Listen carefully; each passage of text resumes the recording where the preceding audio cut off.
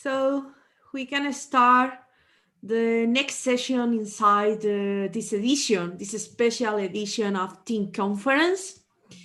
And we continue with the track 9, Advances on Sustainable Development in Higher Education. And I give the voice to Nidia and Carlos, that are the chairs of the session. So enjoy. Thank you, Alicia. And thank you all for coming and joining us in this session. Some of us are directly in this Zoom platform, and some others will be in the YouTube platform. So the first thing that I would like to say after this is that we must apologize because this flipped session has flipped again because of the COVID situation. We couldn't manage to get all that we had planned to do. So we are changing again for the most conventional format.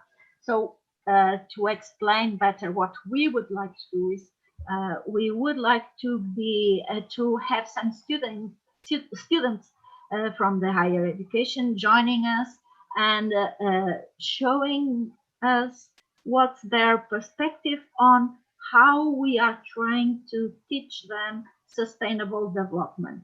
And maybe this would also help us changing our way of teaching this topic. So to kick off this discussion, and as you have seen the program, we have presentations from very different fields. So we can manage to include sustainable development in many fields of higher education.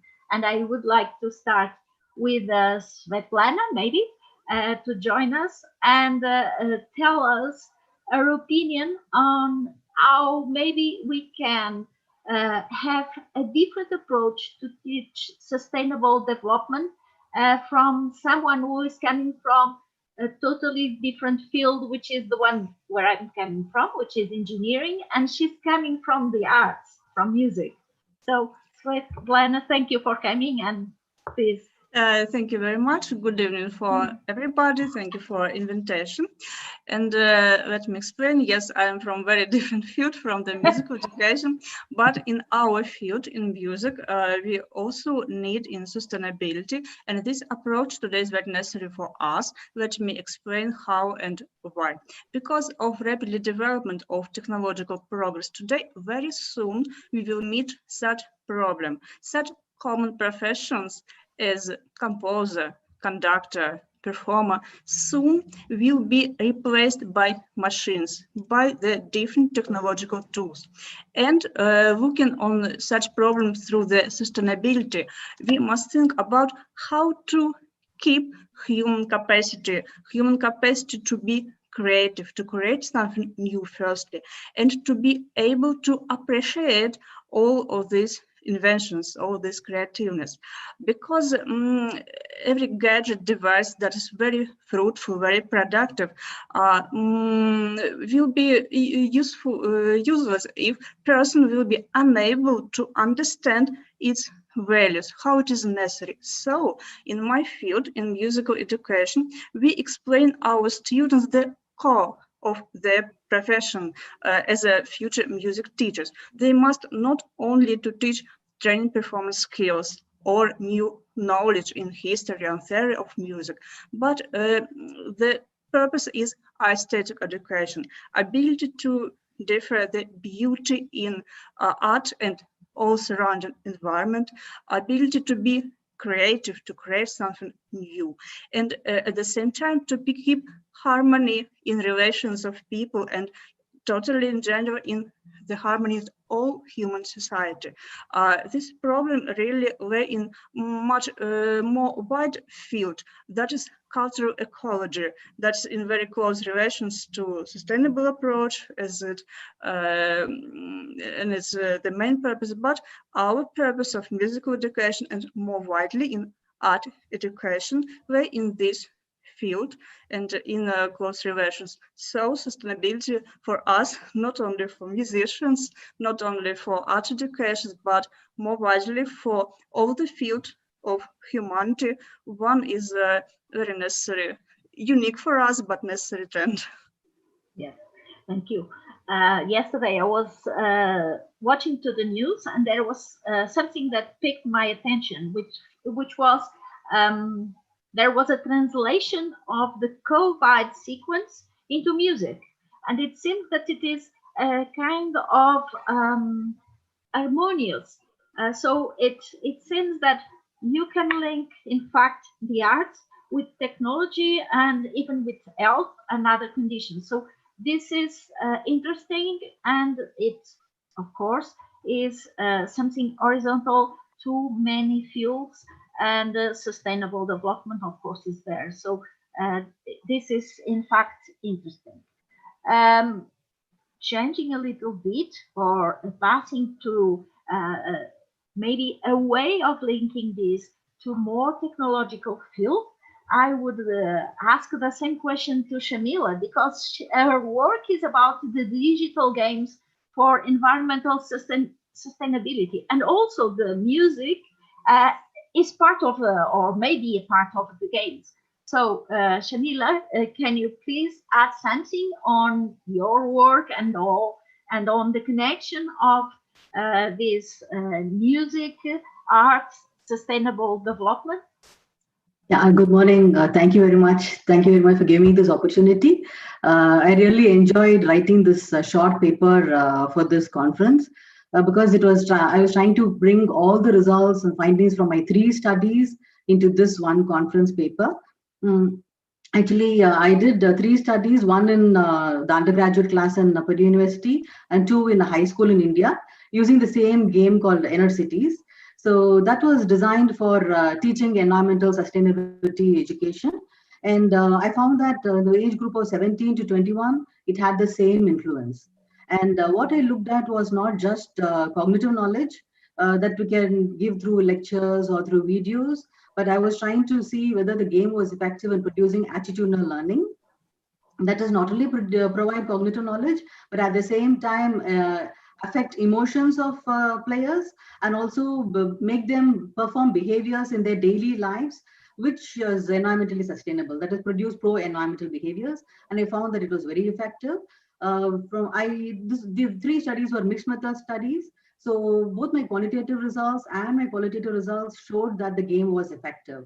So the deeper part was the qualitative studies, where all the players said that they were emotionally engaged with the issues in the game, that they were able to translate to the real world. So if they saw that the virtual citizens in the game, where they were actually building a virtual city, they were suffering because of the pollution caused by coal factories, and then they went and built a solar farm or a wind farm, then they thought about the same people living in the real world. How are they suffering when they're living near a polluted river or a coal plant, power plant or something like that? So that is the kind of learning that we have to instill in our learners, not just tell them, okay, this is correct and this is wrong. We have to actually give them the opportunity to do those behaviors and see what is the result or the consequences. And when seeing the consequences, they learn better. So that translates into the real life. So if I want to do a project in real life, teach my players or my students, it's going to be very expensive and very time consuming, and it is not really possible in all schools and colleges. So the digital medium of games brings the real world into the virtual world for the student, and within, maybe if they play the game for 30 minutes or 40 minutes, it tells them different stories and shows the consequences immediately. That doesn't happen in the real world. So if there's coal plant constructed now, then the effects of the coal plant is visible only after maybe the next generation, or after several 10 or 15 or 20 years. But in the game, they will see the consequence immediately. When they build the plant, they know the pollution has increased and the level of the people's happiness has gone down and the green cover has gone down, all those things immediately. So that visualization is very, very powerful in the game. So that is why I wanted to do these studies for my dissertation. So I knew I wanted to do something on environmental sustainability. And since I'm in the education technology field, I wanted to see which technology was the best for this. And so far, I think game-based learning is a very good medium to produce that kind of learning, the attitudinal learning, which I want all students, young learners to have. So that will have a greater impact on real life for everybody. I hope I didn't exceed my time. Thank you so much. Thank you, Shamila. So it seems that youngsters, and I'm including there, of course, young adults, are preferring to learn by practicing, and the game is a kind of a practice. And this lets me, maybe, I don't know if Philippe is there. Let me check. I couldn't find his name here. I don't think he is. But maybe Carlos can have something about that. What about the experience that can be given by the hands-on participation in experiments or in building these experiments for other colleagues? So this is not a game anymore, but it's kind of helping someone to build not a game, but the real thing. Carlos, can you add something if Philip is not there? But don't talk too much. We don't listen to you. You have no microphone? You are shut up. What a funny thing. No, you are not there. So no one wants to listen to you. You have to try again. So maybe, well, if not a game, if not this change from a game to a new experiment where a student can participate, then I can maybe pass the word to Nuno, who has not this experience building a new experiment, but is a similar experience building a platform for sharing experiences with students that are in several places. So Nuno, can you add something maybe while Carlos is trying to fix the problem? I will do my best. Thank you very much. Sorry. So this is a surprise for all of you because we didn't prepare you for this question. So sorry. Okay, so before jumping directly into blended mobility, we have a view, an holistic view on sustainability with several dimensions that go beyond the teaching sustainability subjects, which I believe is one of the main aspects of sustainable education.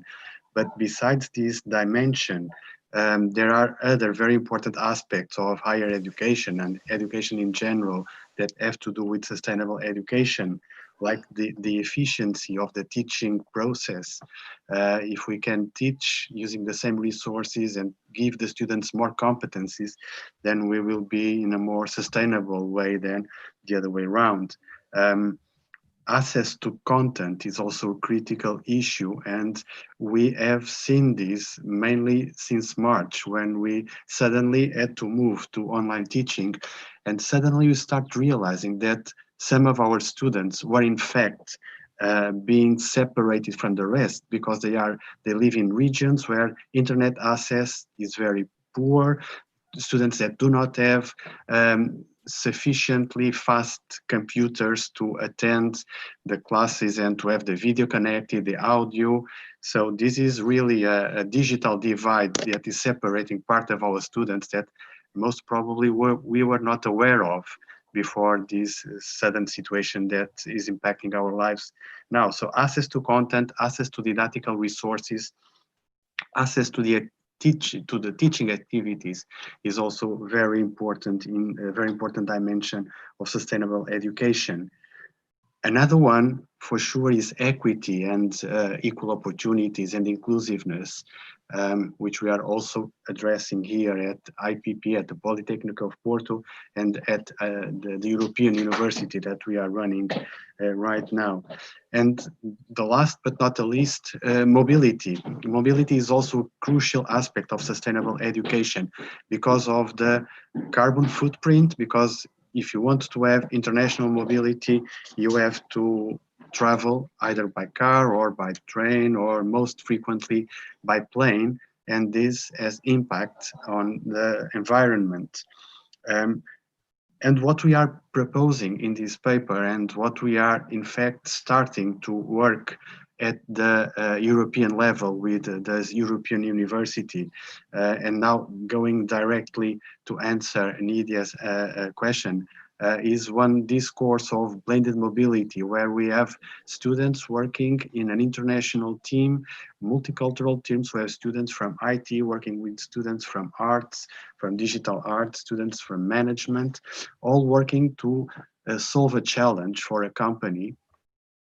But in a way that the students are working at their own institution, but having the international contact, because they have a chance to meet all together for a week in the beginning of the semester. They meet the company, then they go to develop their product as a team. So each student has his own responsibilities. They have to cooperate. They come from different areas. So we have all this international experience, but they are working at home. And then they have another meeting by the end of the semester to show what they have developed, to defend their project, and to be evaluated. So this model, and we are running this for 12 years now, and this model has a very a huge added value from our point of view, because it in fact tears down the barriers to international mobility. If you have a student that is a student worker, we have many of these in my institution, they cannot go abroad for 4 months and do an Erasmus mobility, but they can experience the international mobility. They can get all the benefits of this international mobility, doing this type of course, because they are abroad only for 2 weeks, one in the beginning of the semester, one in the end, and the rest of the semester they are working in this international environment. So having the chance to develop the competencies they are expected to develop with this international contact, but working at home and being able to overcome all the common barriers. And it was a surprise for us. We did a survey 2 years ago asking students that had gone on Erasmus how many trips they do going back home during their mobility period. And it was a surprise for us to see that this model is in fact saving 30% of the travel that students do in comparison to regular Erasmus mobility. So another important aspect from the point of view of sustainable education. So Nydia, I hope I have answered your question. Okay, I would like to, may I interrupt? Yes. Sure. Okay, again, finally I have voice. You have a voice. You are in trouble again because I have a voice.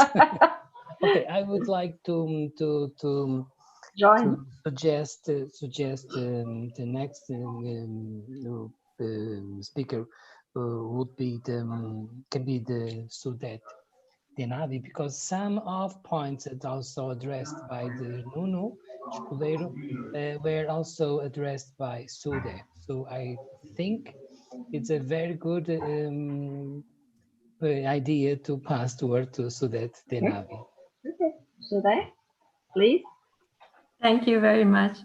Indeed, while Nuno was talking about the case, I was reflecting on our master program, because we have we offer at ITT a master program, integrated master program, international master program, integrated water resources management. It's between 2 countries, Jordan and Germany, so bilateral cooperation. And we traditionally, our students travel to Jordan for 3rd semester. And now, because of the new situation, what we are all confronted with, we had to decide to cancel this our exchange format, and our students are going to start in November their semester in Germany.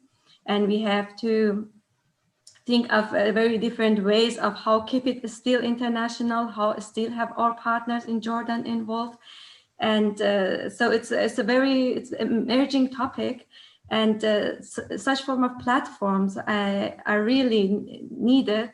And I would say they would even totally, they're like a game changer. They would, after that, we won't have these traditional forms of exchange maybe anymore, or they will be limited, because we can save lots of costs. We can include more and more university, upgrade it to multilateral cooperation, and exactly going for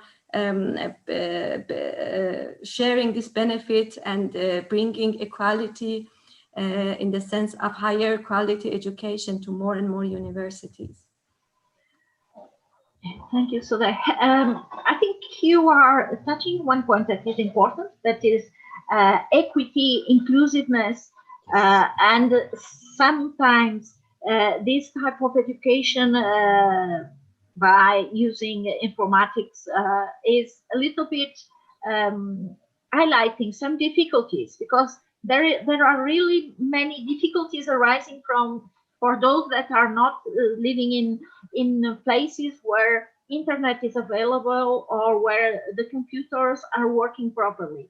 And there is another thing that I think it's important that maybe we are missing with using these kind of connections, that is we are not connecting directly, so we are maybe avoiding some conflict that otherwise we would have, because of course when you have to talk personally to someone and you have to make some commitments and decide, okay, I cannot do this because I have to do something else, and it takes time. We're going from here to there.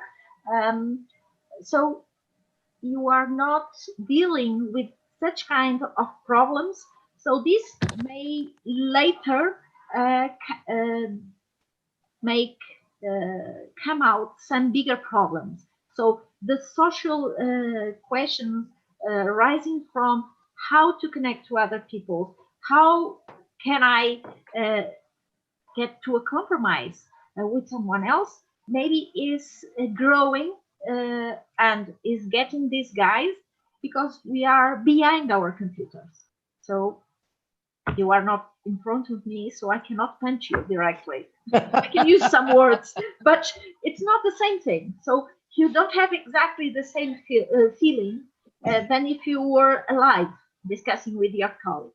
I think we are maybe losing a little bit of this, and this is very important. Nuno also. Lydia, if I may add to. Yeah, of course. You can punch me in my face. Yeah.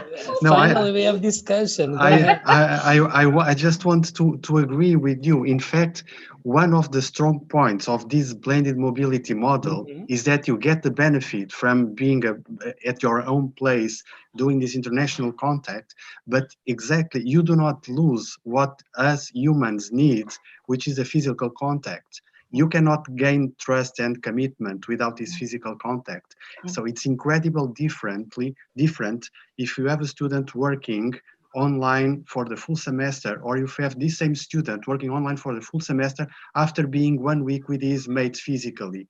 The commitment and the responsibility sense is completely different. This is exactly what we are pushing. This blended mobility approach gives you the best of both worlds. You have the physical contact, you are engaged, and then you work at a distance, but as if you were face-to-face in a completely different way as if you have never met physically. Yeah. We fully agree that it's not possible to be in this screen of computer all the time. We are humans, we need to contact, we need to touch each other and punch each other's face. Okay. Yes. I think it's time to pass the word to our colleague Ana Martins. So, okay, so hello you should everyone. Help her a little bit.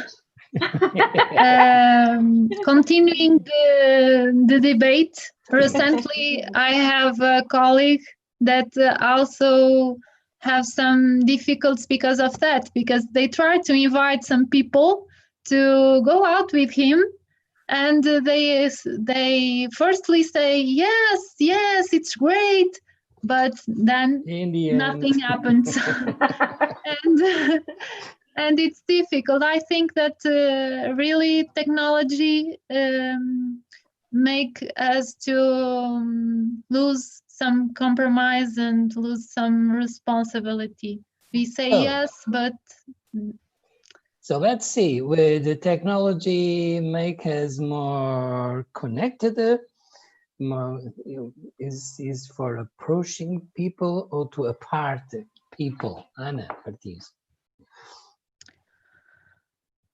I think maybe the fundamental questions parts of the person, because if the person really feels that they need to do that, they will do. But I think that thinking in a conference, maybe if I need to go to other country, maybe I will assist more. And if in the day that I have my presentation, maybe I will assist to all the day. But if I'm in my home, I'm doing other things. And when I have the time to present my, to do my presentations, I will do. We have the same problem with students because they are at home and they are completely distracted. Yeah. When we are in the conference, we are focused on and we, let's say, shoot off the phone and so on, and we are focused in conference. We are more concentrated in conference. And May I add something? Yeah. Sorry to be disturbing. No. That's the idea. You should all interact. It's not forbidden for anyone to interact. Please do. This is a very interesting topic. If technology at this level that we are pushed to use now is something good or bad. I see there are good points and bad points. If I still remember face-to-face conferences, and one of the most important things that we lose is that we are discussing here as if we were face-to-face, so people are talking about their ideas and we are discussing, but once the session is finished, we'll stand alone and we go to do whatever we have to do. If we were in a real conference, I know from the people that I listen in the audience, from the presenters, that there are people that have some ideas that we can exploit. And then in the coffee breaks, whatever, we get together and new ideas come, new projects come, and this is not possible with this format. So this is a negative, one negative point. One positive point of technology, and this is something that we have also discussed in our paper, is that we can assist, and this comes in relation to this other dimension of sustainable education, of inclusiveness and equity. We can assist people that have some handicaps that cannot be overcome without the technology. We are working on tools to translate text to sign language, and we can have students in the classroom with these tools translating Word and PDF documents to sign language, and this would not be possible without technology because the deaf students cannot be always accompanied by an interpreter for that. Oh, I would like to make a comment. One of the best moments I had in several conferences I attend, it was at night when we returned to hotel. It was amazing. In the lobby of the hotel, we asked for beers and so on. And we there discussing change experience and so on till 2 a.m. or something. It was an amazing night because people are after conference, they are very informal environment and so on. And personally, I don't like very much conference because it's so strict, so formal, so whatever. And the environment and out of the room during this, Nuno said, during the coffee breaks, during the dinner, at the end in the lobby hotel, I had wonderful conversations. I remember one of them. It was specifically with Svetlana Karkina at some years ago in Spain. So what is your position, Svetlana? Do you prefer online conferences or face-to-face? I must say that I prefer different ways. Of course, we have some opportunities in face-to-face interactions, and sometimes it is very fruitful and productive for us because you can meet closely with different people whom we didn't meet before. But as last month we are talking with our students and interacted only on one way, I must say that sometimes it is even more fruitful too. For me, at least, I prefer to talk with my master students through online way because I can see their eyes of each student, and our talking became more confidently, more close and more familiar way. And I prefer to teach my students in piano class in one way too. That's surprisingly even for me, because they created the records and they did record again and again, trying to improve themselves before they will demonstrate to teacher. And after that, I can watch the much better results that regularly in my class. That is why I must say that we have some benefits in this way too, and if we continue in such way, we can do it productively. For example, in Russia, we again returned to online way now. Okay, let's move again to the sustainable media.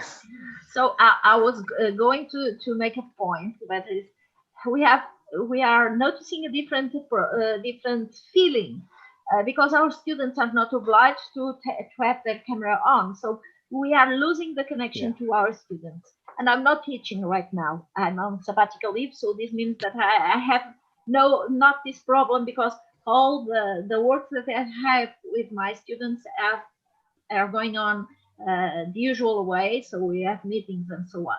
But Carlos, maybe you can add something, because Nuno was saying that there is some problems maybe with students that are deaf or that are blind. And I know that you have one work with your students just about unbrilling a braille machine. That means translating using a machine that could translate directly the braille code into or the writing, or maybe the voice into braille, or the braille to code. So maybe you can add something on how your students felt when they were doing their work.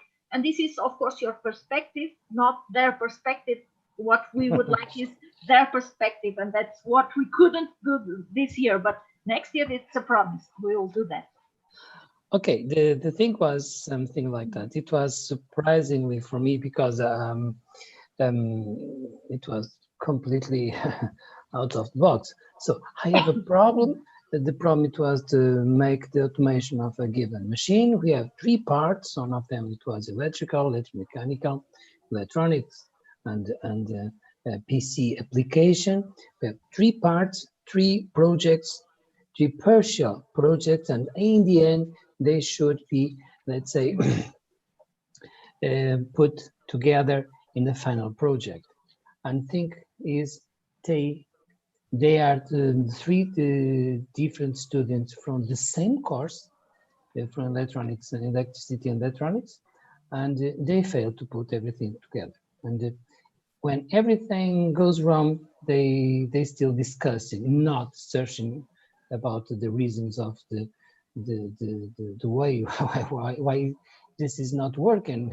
It was all people pointing another. No, it's not my problem with my part. No, it should be your part, and so on. And the other make the same, and so on. It was a disaster. All to say that at point, and still the same, of course. They are very good hard skills, because they really know electronics and so on, but they are very poor soft skills. And for multidisciplinary designs, and presently we have a lot of multidisciplinary designs. Some people talk about this. It was today we talk about interdisciplinary water professionals and so on, among others. We need to put the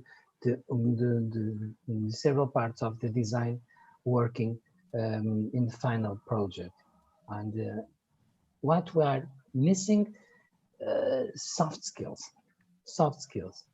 And it was a lesson for me, because we put so to highlight the training about electronics, physics, math, and so on. And in the end, they don't know work together. For instance, we have lab classes, and so more than one time I have students.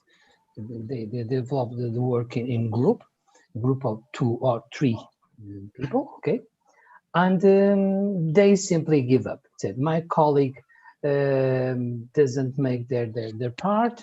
We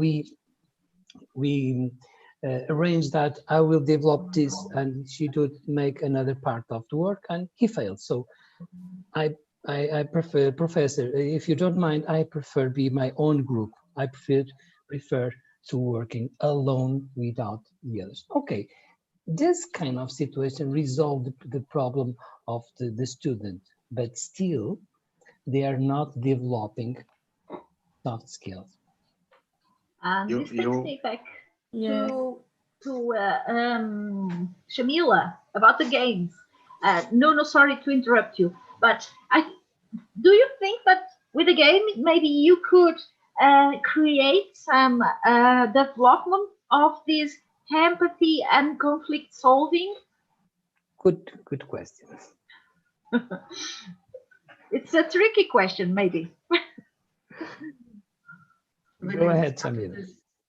When I just started this project, my professor who was on my committee, who said that I could place, instead of using it as an attitudinal learning thing, I could even put this as a PBL approach, project-based learning approach. So where there's a problem, and then students play the game and they try to solve the problem, and then they find certain things which changes their learning. So in that way, I didn't want it to be a PBL kind of game, because in PBL, I find that we need to allow more communication and collaboration where there's a team involved, and they play together and they solve the problem. So they discuss with each other and find out certain things. But this game was built for a standalone type of game where you have to play individually. So I just kept it as for attitudinal learning. But just to make sure that this is a problem-based learning also, in one of my studies which I conducted in a high school in India, I divided the group of students into two. One played the game individually by all by themselves, and the other group played the game in groups of 2 and 3. 3 also I could not manage because of the space constraints there, so it's mostly 2. So in there I found there was a difference in the way they played the game. That is how they strategized while playing the game, by solving that problem. And the differences in the two groups was the individual players, they were more deeply involved. They were more emotionally involved with the game. They were so serious. Like I was in the classroom when that was happening, and they were totally engrossed. They're not talking to anybody, and their face was, it was not happy kind of face. It was full of tension, and they were so frustrated when they could not do something correctly, and the classroom was so quiet. So they just deeply engrossed in the game. In the collaborative classroom, they were having total fun.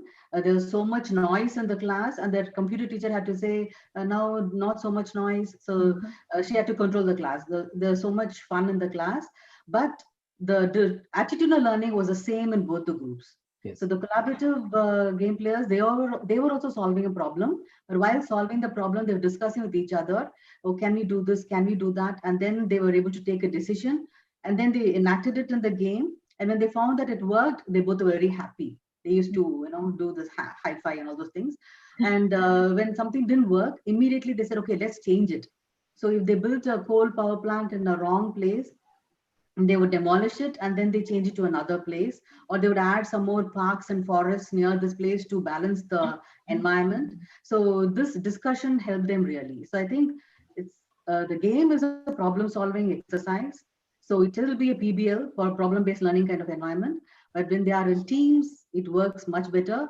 They don't have to feel any tension. They have fun when they solve the problem. Individuals also will solve the problem, but more frustration and more tension. So that is my difference. Did I answer your question? Yeah, that's okay. Yeah, there is no one single answer that is the solution for all. So that's what we would like is to listen to your perspectives. No, you were adding something when I interrupted you. Sorry. May I ask some question, by the way?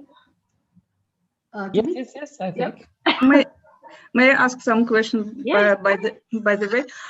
Because sometimes game can be very attractive, especially for young generation, for young people, and they became to play a game and forget about all surrounding world. And as for me, it is not so easy to teach special attitudes through the game. And so the question, maybe you use some special teachers instruction before the game for your students, because you need your special educative purpose through this process. Maybe some teachers special instructions. Do you use some special instructions before the game for getting your teacher's special purpose? When I was doing the study, I didn't have a teacher who was teaching environmental sustainability in the classroom. So I just gave them an overview of the game. What was the goals?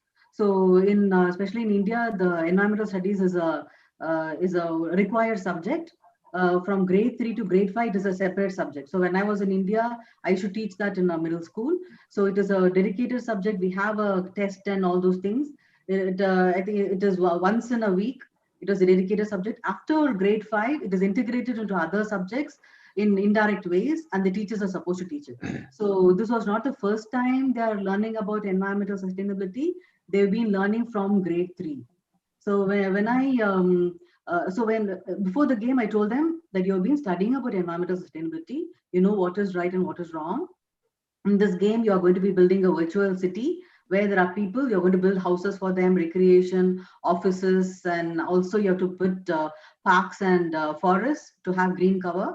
So I told them all these things before playing the game. So that is why in my conclusion, also in my dissertation, as well as in this paper, I say the games cannot be a standalone activity. You can't just say, okay, environmental sustainability, here's a game, go play it and you learn it. It doesn't end there. The teacher support, the scaffolding has to be there. So before the game, they have to give some instructions. And after playing the game, there should be a discussion. That also I did after doing my studies. So there was a discussion. What did you learn? What did you learn from this game? So when you did certain things in the game, what happened? So what could you have done to rectify that problem? So that kind of discussion I did in the 2 classrooms, which I did. Actually, after the studies, I put both the groups together in the same room. The school was very supportive. They gave me a big auditorium, and we put all the students together in the auditorium, and I gave them a talk. So I told them, see, this is why you played the game, and this is what did you learn. So I had a PowerPoint also ready, so I explained to them those things. And then after I did that, I just had an informal discussion with the kids also. So they said that they've been learning environmental sustainability for a long time. But after playing the game, they understood that each and every action they take will have a consequence. So I can make a, sorry. During your explanation, you said that you have the initial, let's say, starting point, you have a desired state, you have a problem, okay, and of course you have several strategies, okay, and in the end, as you said, you also talk about the several strategies found by students, but one of them, they are more effective, others less effective, okay, and think is how can we achieve a good and effective solution? When you discuss, because why some students are developing some ideas, some, I would say, algorithms more efficient than others? Why some students are more imaginative than others? Okay, can you give me some put your answer in this way, if you can? This is to me. The main idea is, can you identify why some students have better strategies to solve the problem than others? This is strange for me. Okay, when you have a problem, you have different approach, you have different ways to resolve them. Some are very imaginative and very straightforward, and they are, okay, very fine, very good. They achieve the goal in the very easy way, and others, they are not effective. Why is that? can you, let's say, identify why some students are more imaginative, more, let's say, innovative than others? Yeah, like there's one more study I've been doing using games, whether to see how it develops creativity and critical thinking when we are giving collaboration and communication. That's the 4 C's of the 21st century skills. So this study I did with teachers, whether they will use games for attitudinal change and whether the game is able to teach creativity and critical thinking. And the answers I got was very different. Like they said, there are some students, they don't have experience playing the game, so they are frustrated. So their creativity does not show in the game. And but there are some students who have already played several different kinds of games, so they know. Actually, if you look at all the games, they all have the same kind of structure. There's nothing big different in them. There's a goal to achieve it, to get some rewards that goes on in every game. So those who have experience in the game, they are able to find out what to do, and then they're able to win through the game. So I think the prior knowledge of playing the game also plays a role in the creativity within the game. And also the knowledge about the subject. So that will, if they don't know anything at all about environmental sustainability, they will not know the uses of renewable sources of energy or the pollution that a coal plant can produce and all those things. So I think prior knowledge plays a big role in a person being creative and being a critical thinker within a game. And I don't think it's only the game, it could be in any classroom also. So that is why, I'm a big fan of online learning. Like Svetlana was saying, like we want that face-to-face interaction, but I'm developing a lot of resources for online learning where we can make it interactive. And although there is no face-to-face contact, by building teams and things, we can bring about the communication and collaboration. So I think these are experiences which affect a person, and the prior knowledge and experiences will affect their learning in any kind of environment, games or online learning or face-to-face learning. So I think that is the difference between the people, their prior knowledge and their experiences. Was I able to answer the question a bit? Okay, yes. Thank you. I think Nuno was going to say something and you interrupted him twice. So Nuno. No, please, Okay. sorry. I'll go very briefly. I will go a step back because Carlos told us about the relevance of soft skills, and then Shamila told us about the importance of teamwork addressing these soft skills. In fact, this is crucial. As we all know, soft skills are very important for the employability of our students, one of the main aspects that we want to develop on them. And in fact, this has much to do. Developing soft skills, from my point of view, is not about creating new courses to teach teamwork, but to create new ways of delivering the same content. So we are talking about one of these dimensions of sustainable education, which is the efficiency of the teaching learning process. And if we manage to change the way you deliver content, we can give them the hard skills while they develop soft skills. Again, this is something that is being very successful in this course that we are running. We have teams of 10 to 12 students coming from different study fields, working together, committed to give one solution to the challenge the company is giving them. And they have problems from the first day they meet until the last day, but we give them the floor, we give them the initiative. We are always on the back to act if something is needed, but they have to take the lead, and they are constantly facing situations they would never face in a traditional classroom. I would like to add our experience about teamwork and how to transfer these skills of interdisciplinary teamwork to our students.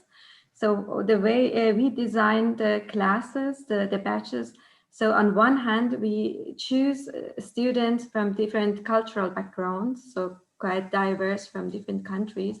On the other hand, we select participants from different disciplines, for example, civil engineering, economics. Of course, the interdisciplinary nature of the program allows us to do that as well. And we have different components like projects, which are similar to to the ones I would say, as I understood, the Nuno was telling. So we have 3 projects modules in each semester, and then this mixture of students are there with different disciplines and a cultural background, and they are going to work together and to solve these issues. And they are supervised. Then in addition, we give inputs like cultural seminars. So they get all the time inputs from us, and then they use this class as like a case study to realize, understand their skills, how a conflict starts, how they could negotiate it, what happens.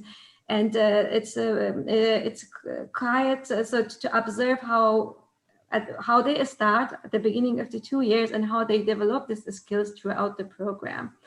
And I think this additional tools, what I'm learning, like having games, could make it more interesting as well. Yes, Sudhe, I think it will be interesting to exchange some ideas with you, but maybe we can cooperate on this. I'm putting my email on the chat. Thank you very much. You can get your certificate. Yeah. In fact, some years ago, we had a similar approach using remote labs. It was a colleague that developed his PhD in our institution. He's a guy from Middle East, I don't remember. And the use of remote labs is very interesting. I think, I don't know if the participants are, let's say, comfortable with this theme. Well, remote labs they are labs in which the experience takes place in reality. It's not simulation, it's reality. But instead of being just in front of you, is whatever place. And is a way to you produce, for instance, electrical experiments, okay, real experiments, and this is very evident, placed evidence. That means if something is not work as you want, please discuss with me, because it's expensive. Please discuss with God, whatever, but not with me, because this is the reality, okay? And the evidence have no discussion usually plays a very important role of evidence. But during the development of the remote labs, we have some experience on the subject. One guy from the Middle East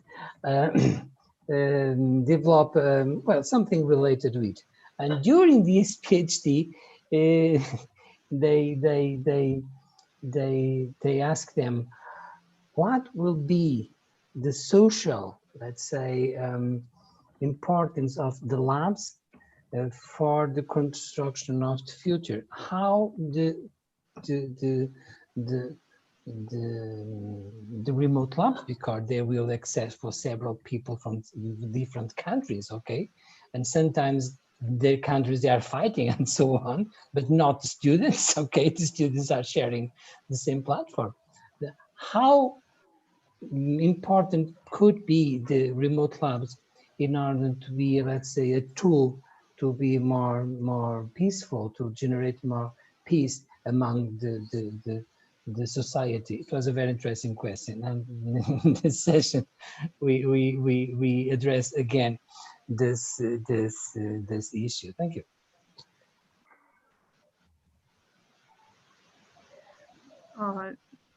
May I add something? Yeah. Go ahead. For previous, when we are talking about a different exchange program and implementation of that, we always meet some organization problems. And my question to Sadeh, how I must pronounce? Today. Yes. Did you meet some problems, for example, between different academic plans, and how you eliminate such problems? Thank you very much. If I understood correctly, you mean between students, if there will? Yes, when you realize exchange program, because your students studying in different countries, they probably in the regional university they have different academic plans that they need to complete. And how are you? What's the solution for these organization programs during the exchange between universities? Did you meet that problem? Maybe you didn't meet that.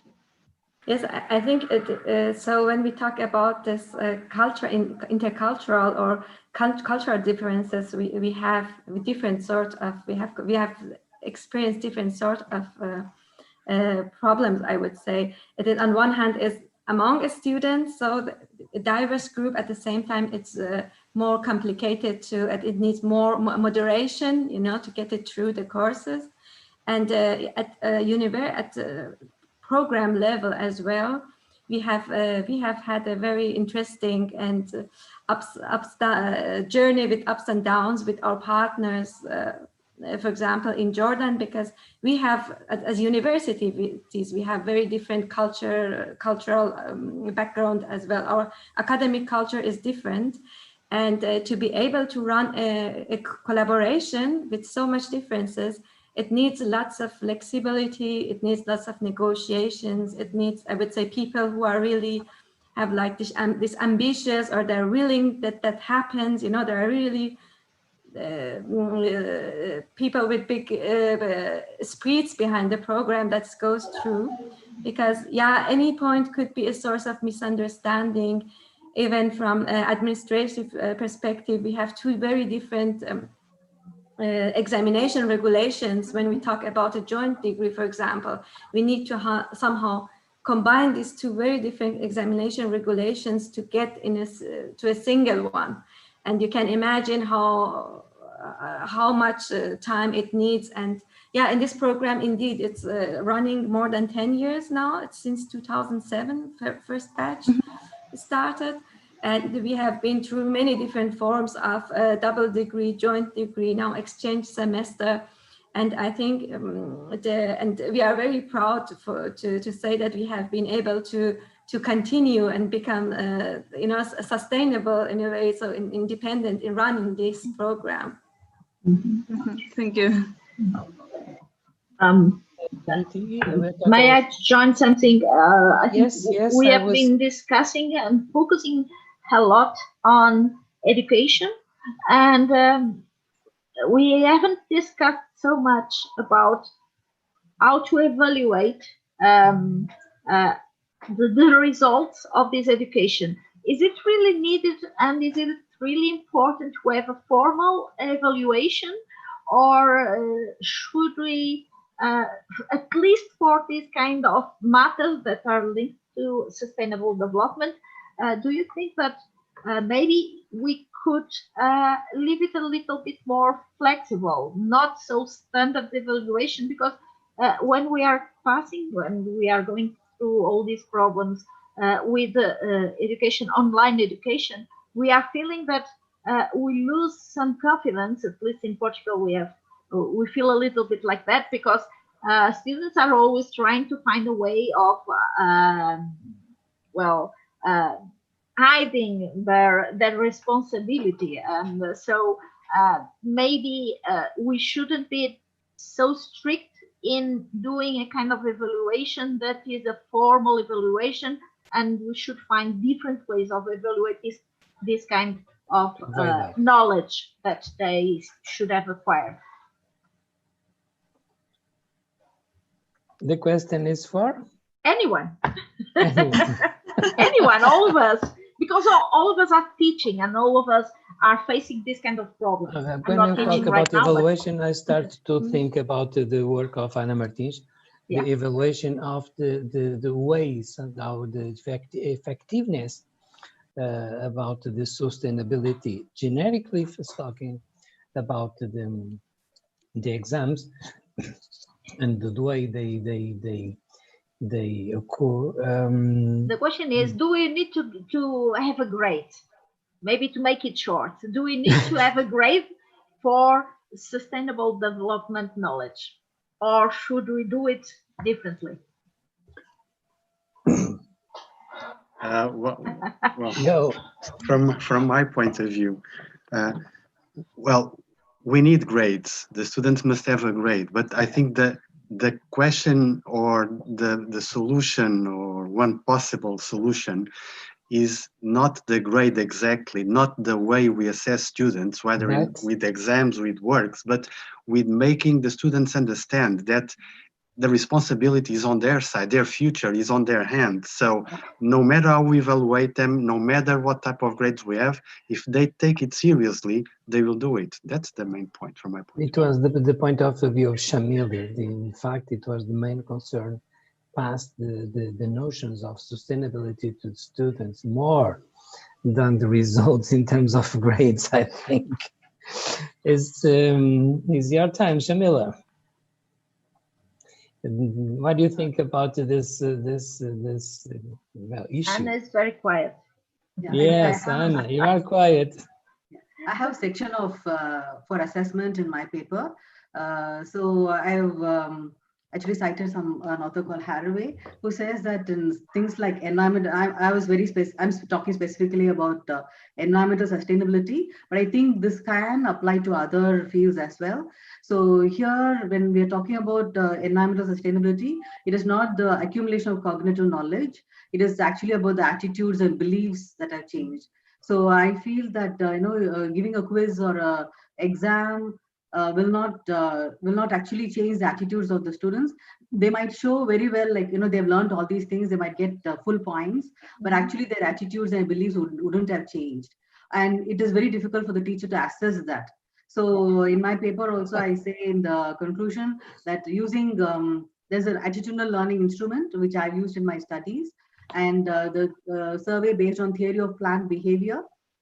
And there is one more survey which I used. So my conclusion was to assess their attitudes and beliefs. Tests and exams will not work. Using such survey instruments will work. But the giving grades, when as Dr. Nuno said, grades are important. The teacher has to use their own their own perceptions to grade the students, if the grade is necessary really. So you cannot say, like, you cannot give a student C grade because he didn't change his attitude. It's not that way. What did they learn? So if they're able to assess that from the surveys, then I think that will be a better way to assess them than giving a test or an exam. So I think for other sustainability related topics also, we could do a survey. There are surveys for everything. But one thing is what they learn. I don't know exactly what they learn. The thing is, it doesn't make sense for me what they say and what they do. For instance, several students, they give very, let's say, politically correct answers. And if you talk with students, all of them are sustainable. They are very concerned about the environment, about everything. Strangely, when I go to the bathroom, I am the only one that switch off the lamp when we are in the June, because the rest of a lot of students, they don't care about it. So one thing is what they say, another thing is what they do. One thing is knowledge, another thing is attitude. And it's a bit complicated for me to separate and distinguish one from the other. May I talk a little yes, bit? Of course, Anna. So I agree with Nuno, because maybe we need grades for the school, but students really need to understand, because if they understand, they can change behavior, and behavior is the important thing. There are many studies that show that people have knowledge about energy and about sustainability, but they didn't apply this on real life.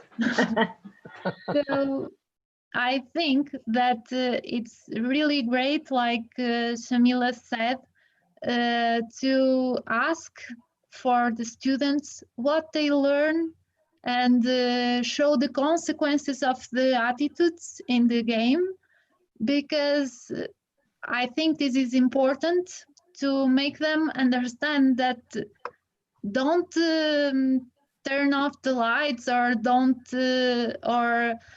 keep their equipment in standby, they are consuming energy and will increase. So it's necessary to change the behavior. May I add something, because it's very close to my very topic? Svetlana, sorry, I have to leave. I'm really sorry. I enjoyed a lot. Thank you very much, and I hope we keep in touch. Thank you. Bye. Thank you, Nuno. Bye. Bye. Yeah. Bye, Nuno. Yes, please. May I add something, because we are talking now about what person learn about knowledge and what he do, and the attitudes. That's a point of view from each researcher from humanitarian field, that the core of personality, his values.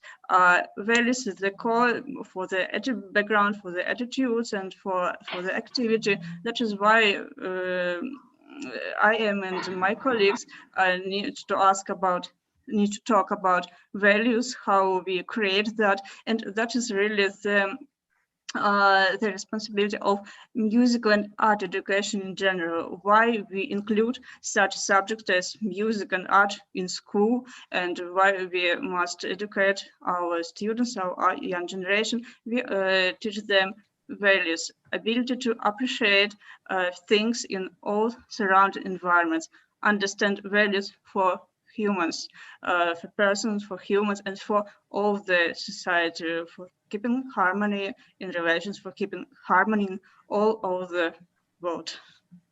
Okay. I also now became understand that in our education process, we assess, we evaluate always something another, knowledge, firstly, some types of performance activity as well, but values we try to give them our students, but I can't say that we evaluate it, especially regularly in educational process. Maybe on intuitive way, but not official. Okay. Okay. There are some questions I have no answer. One of them is the problem of the multidisciplinarity. So we need very complex solutions, very complex indeed. Typical, let's say, modern solutions. They are very multidisciplinary. Okay, we need to have let's say a group of persons to resolve them. That means we need soft skills also, and I don't know if this kind of soft skills, they are enough, let's say, cared, taking in consideration in the high education institutions, because they are, I think, a bit focused in art skills, not so, not also, but not with the necessary attention for the hard skills. They are gaining more and more importance. For instance, I think it was Sudet, then Avin, that in their presentation said 31% of the leading positions, they belong to their former students. Is that correct, Sudet? I think 31 leading positions. I think is a huge number. It's maybe other way. Sorry? It's like 31% of our alumni, they are working in leading positions. And that's why, because they are good by their hard skills, or perhaps also because they have very good skills. So it's a combination of the, so if we say in MENA region, our master program, Integrated Water Resources Management, is with, especially considering the long experience we have, it's already a program that we really receive students who are very interested and who have like a good experience. For example, one of our requirements, especially for the ones who receive a scholarship is to have at least 2 years of job experience, and we choose the students carefully. So some of these have already jobs, and then they learn and then they get back to their jobs. And besides, I think it's to bigger extent because of our very strong network in the region. So we have our partners through these years of collaboration. We have in Jordan partners, and which networks and this interaction, which brings a good basis for students to find jobs as well. And the program by nature is a management program, so it's really preparing students to take such positions as well. And maybe so it's I would say it's the success of the program, a sign for success of program when we see, for example, we have alumni who are working in key position, for example, in Ministry of Water and Irrigation in Jordan, and who are familiar with this IWRM concept, which is one of the sub-goals of sustainable development. And having this way of thinking, learning this way of thinking and these concepts, and they going and taking this key position, they will bring the whole concept with them to this position, which is, I think, a very good, good way or successful way of transferring sustainable development. Into practice. But in terms of comparison, you know, you are in, I don't know if you are in the Köln in Germany. Yes. Or yes. Do you have program to exchange programs? Some students from Jordan go to the Germany and vice versa, or not? We have the students we select are mostly from MENA region. For example, if we have a batch of 15 students, maybe at least 12 or 10 of them are from MENA region, Egypt, Sudan, so Jordan, so very diverse. And this diverse group first travels to Germany, and they stay here with us for 1 year. And after that, they all move together to Jordan for 1 semester. And then they have they need to start with their master thesis. Their master thesis should focus on in MENA region as well. So then they will travel to a third country, for example, Egypt, to write master thesis. The other one goes to Iran to write master thesis.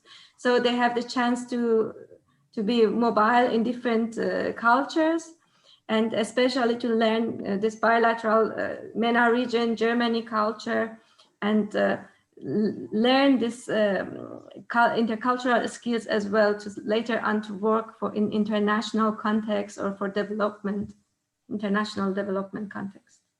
Yes, I made this question because the name of this very conference is Technological Ecosystems for Enhancing the Multiculturality. It's a very important subject because this is the name of this conference. Okay, thank you. Thank you. Maybe you want to mention some questions? Well, I was just noticing that this experience from Sudan is a little bit different because yes, you are using or addressing people that are already working, and this brings a whole experience that is different. And also for professors, for teachers, those that are trying to teach something, they should probably gain with this exchange that is not so fruitful when you are addressing younger people that have no experience. So the idea is that when you have a problem in the real life and you are learning some skills that may be included in to solve your problem, you will learn it faster because you need it to solve the problem. So this is the thing that the real life things can be used to teach problems.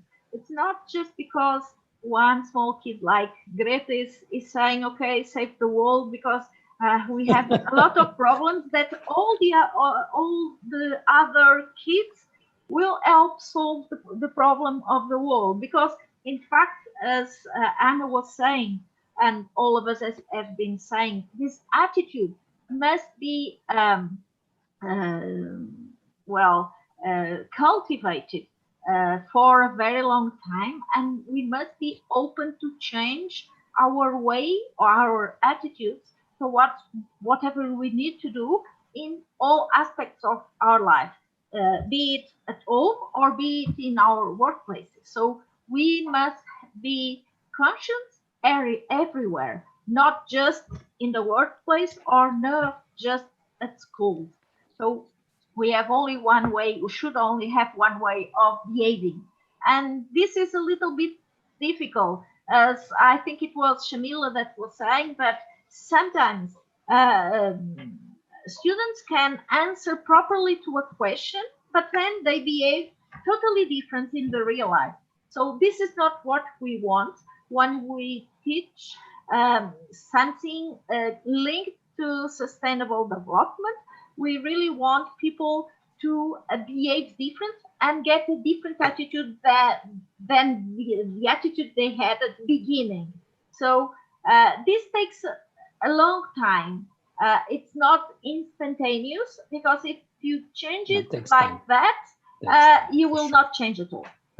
And that's my idea and my input to this discussion.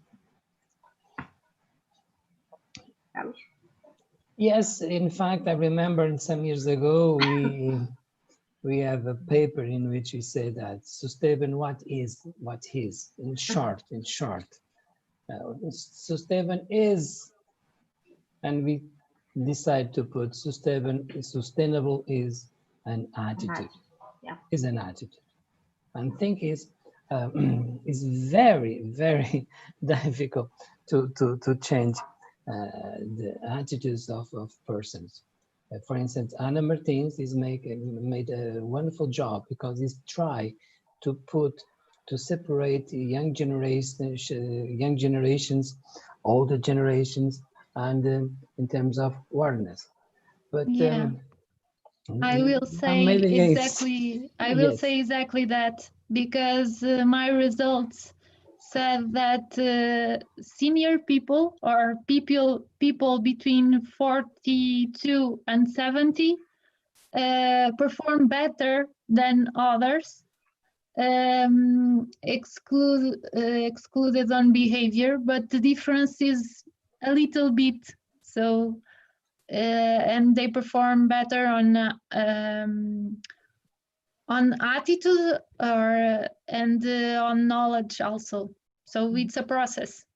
Yes, it's a process. I remember some years ago I was in the classroom, and the main theme, it was the energy awareness. So how can we save some energy in a given place? For instance, in this very same room. So please, gentlemen, give me some answers, okay? And well, what if this? What if that? What if? I should say that in this room, it was a special room. It was a computer's room, okay?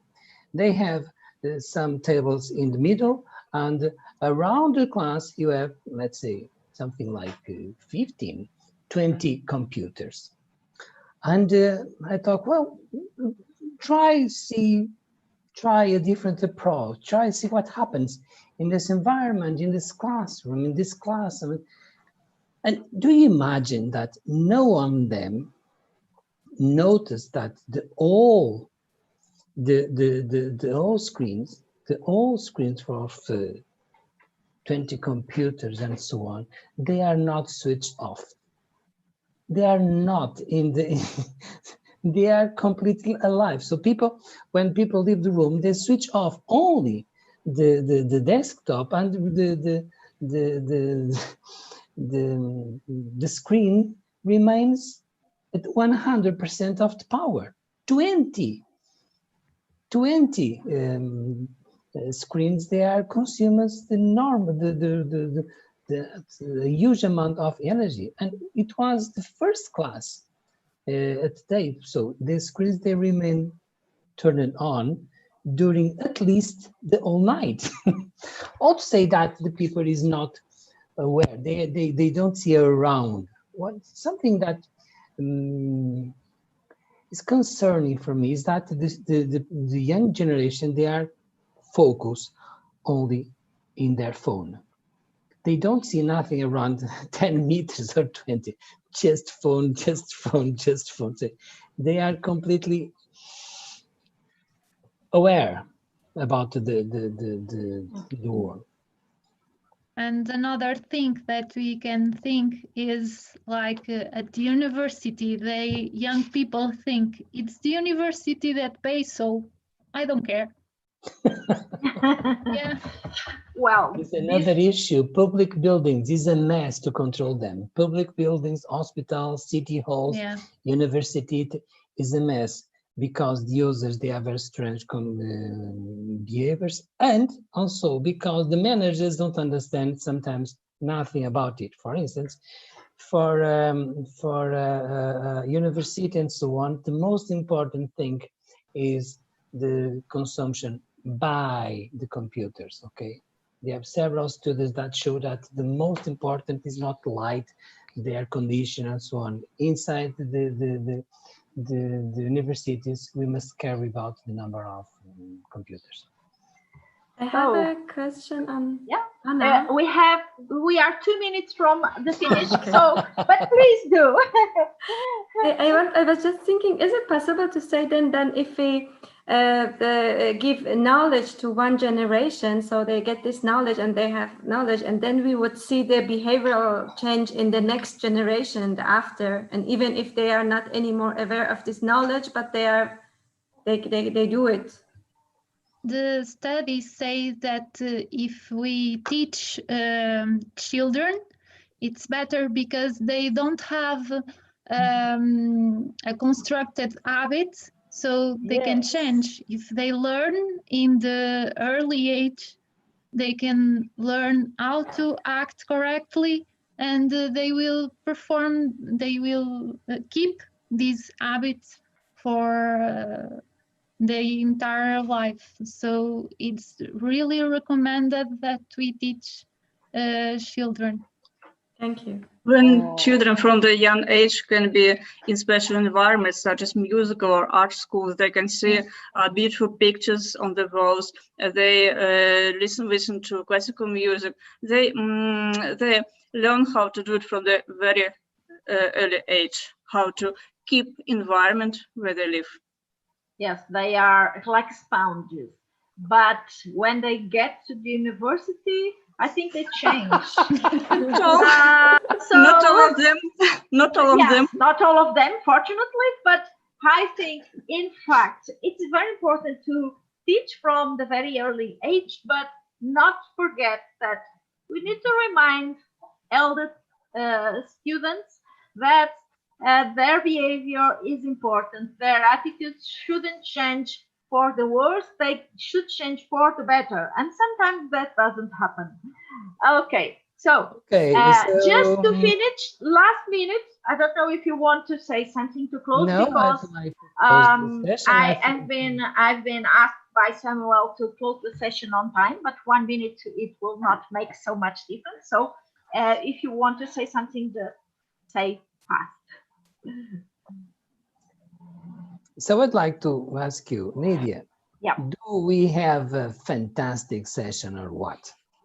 Well, it was almost fantastic. It almost. It Why should almost? have been much better, because we wanted to flip this session. We wanted to have the students that we are talking about in this session, but we promise that next year it will not fail. All of you will be participating if you would like to join us, and we are also inviting you to think about some students that would add some value to the session, because they would be questioning you and us. So I think the next edition will be very interesting. We will have for sure a flipped session room. Okay. Yep. And it's time now to say our participants to raise their right hand and say, I promise that we'll apply for this, for this class in the next year. So it's a promise. We'll be registered, okay. So I am expecting all of the I'm promising that I'll be here next year. And well, hopefully one of you will be sharing the session, not me, and this will be flipping the session. Flipped it, yes, yes. Yeah. Hopefully this pandemic situation is over and we can. Yeah. For sure you will. Okay. Thank you all for joining us. It was a pleasure. Thank you. Thank you. Thank you very much. That was attractive. Really nice Bye-bye. to listen to you. You again, each other in the next year, okay? Okay. Thank you, Samuel. You can take the session for you. Bye. Bye. Thank you very much. Bye. Thank you. Thank you. Thank you. Bye. Bye-bye. Bye. Bye-bye.